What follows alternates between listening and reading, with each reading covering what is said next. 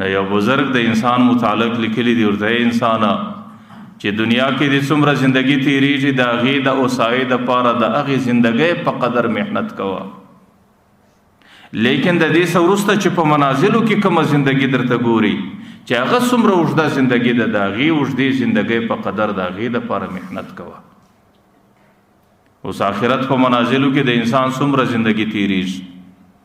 امام غزالی رحمه الله د انسان د آخرت د منازلو یو آخرت د زندګۍ مثال لیکلی دی.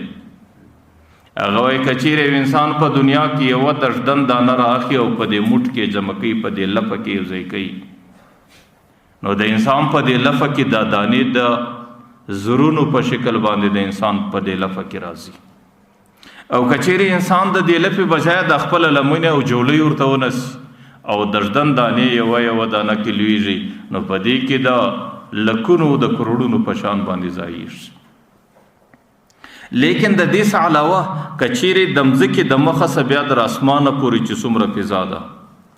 او د دې ځای څخه ونیسئ چې جنوب څومره دی او دې ځای څخه ونیسئ چې شمال څومره دی، د دې ځای څخه ونیسئ چې شرق څومره دی غرب څومره دی، که چیرې د دې مځکې ټوله فضا د مځکې څخه در اسمانه پورې د شرقه څخه در غربه د جنوبه څخه در شماله دا ټوله دشدنې د دانو انسان ته ډک سي او بیا زر کاله بعد یو مرغه راځي او په زر کاله کې یوه دانه پورته کوي. د مځکې ټوله فضا دا د ژدونو ډکه ده او د دې ژدونو ټولول په دې شکل باندې دي چې زر کاله بعد یوه دانه د یو مرغه په شکل باندې یو حیوان پورته کوي. امام غزالی رحمه الله وایي چې یو زمانه به داسې راځي چې دا ژدن به ختم سي او دا د مځکې فضا به خالي سي او دا مځکه به صفا سي او دا ټول ژدن به پورته سي. دا ممکنه ده، لیکن انسان ته چې پر روانو منازلو کې څومره زندگی ګوري د هغې خلاصوالی یوه ذره ممکن نه دی. هغې د دې څه هم اوږده زندگی ده، هغې د دې څه هم ډیره زندگی ده، هغې د دې څه هم طویله زندگی ده، هغې د دې څه هم زیاته زندگی ده چې انسان ته ګوري.